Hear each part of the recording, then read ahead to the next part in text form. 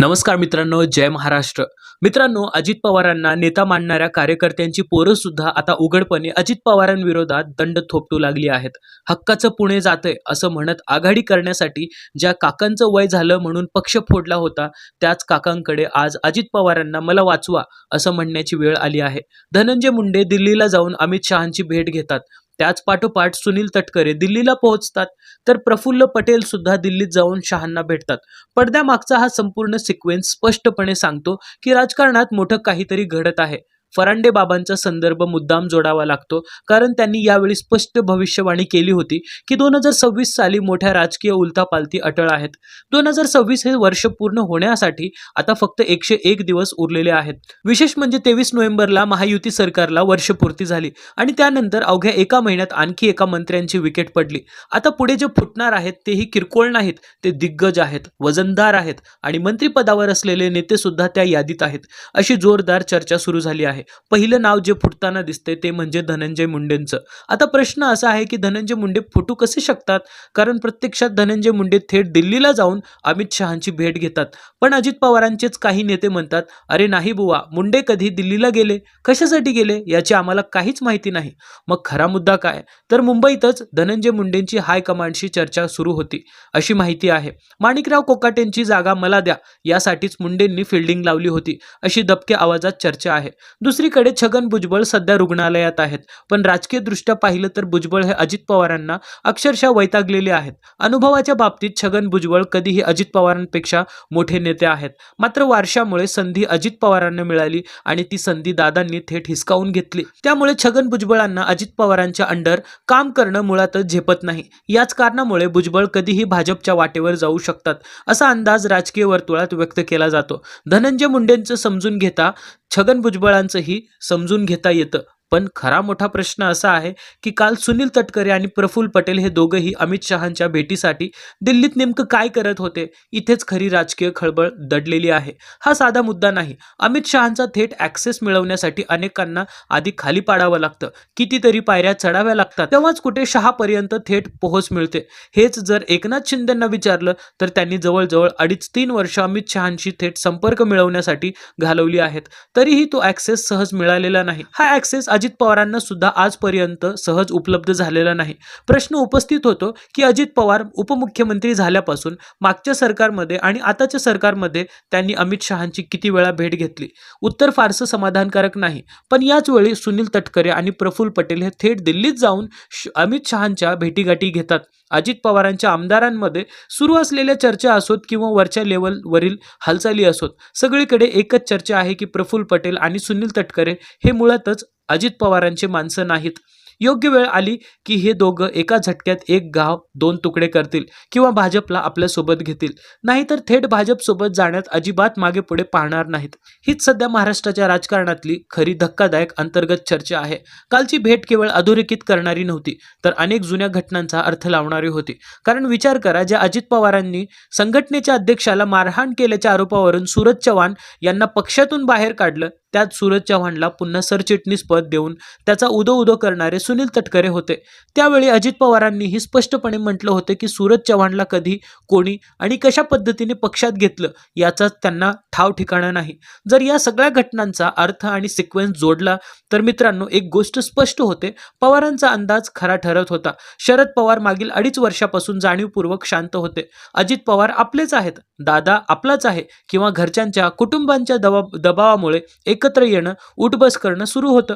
मात्र अजित पवारांची क्षमता नेमकी किती आहे, ते किती राजकारण पेलू शकतात आणि किती टिकाव धरू शकतात हे दाखवण्यासाठीच शरद पवारांनी त्यांनी मागील 2.5 वर्ष मोकळीक दिली होती. त्याचा परिणाम असा दिसतो की अवघ्या 2 वर्षात अजित पवारांच्या नेतृत्वाखाली 2 मंत्र्यांचा विकेट पडला. हे काही पहिल्यांदा घडलेलं नाही. महाविकास आघाडीच्या काळातही असंच घडलं होतं. टिकटॉक स्टार प्रकरणात एका तरुणीच्या आत्महत्येनंतर संजय राठोड यांची विकेट गेली होती. त्यानंतर अनिल देशमुखांवर मंत्र्यांवर भ्रष्टाचाराचे आरोप झाले आणि त्यांनाही मंत्रिपद गमवावं लागलं.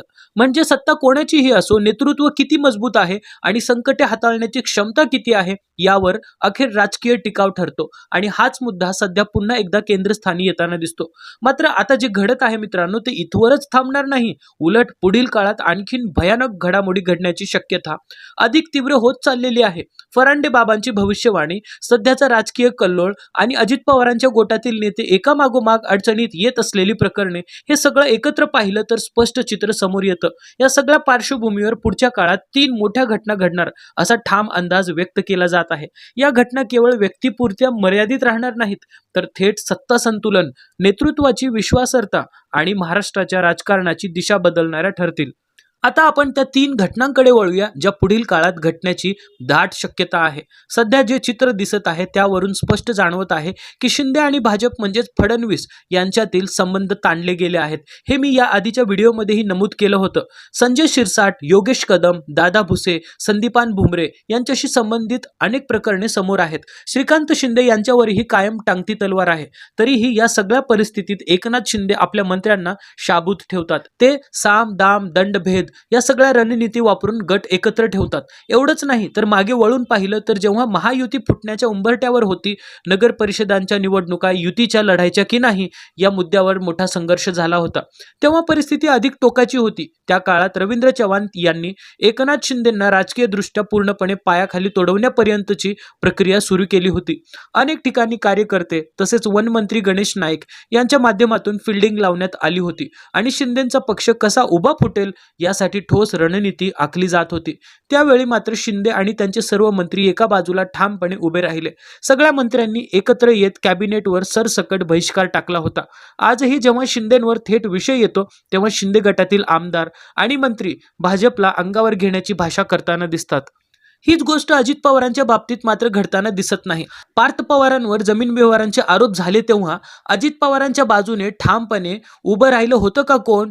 आत्ताही माणिकराव कोकाटे यांच्या संदर्भात जे प्रकरण समोर आलं त्यावेळी कोकाटेंच्या बाजूने अजित पवारांचे कोणते नेते ठामपणे उभे राहिले होते? धनंजय मुंडेंना डिफेंड करण्यासाठी कोणीही पुढे आलेलं नाही आणि माणिकराव कोकाटेंसाठीही नाही. अजित पवार स्वतः जेव्हा जेव्हा अडचणीत येतात तेव्हा त्यांनाच एकाकी लढाई लढावी लागते. यावरून पहिली घटना स्पष्ट होते मित्रांनो. महायुतीमध्ये सर्वात आधी कोणाची विकेट पडण्याची शक्यता असेल तर ती अजित पवारांचीच आहे. दुसरी घटना मात्र वेगळी आहे. सुप्रिया सुळे, रोहित पवार आणि शरद पवार हे अजित पवारांच्या मदतीला धावून आलेले दिसतात. पार्थ पवारांचं प्रकरण समोर आल्यानंतर सुप्रिया सुळे म्हणाल्या, पार्थने मला सांगितलं आहे, मी त्याची आत्या आहे, त्याने काहीही चुकीचं केलेलं नाही असा माझा विश्वास आहे.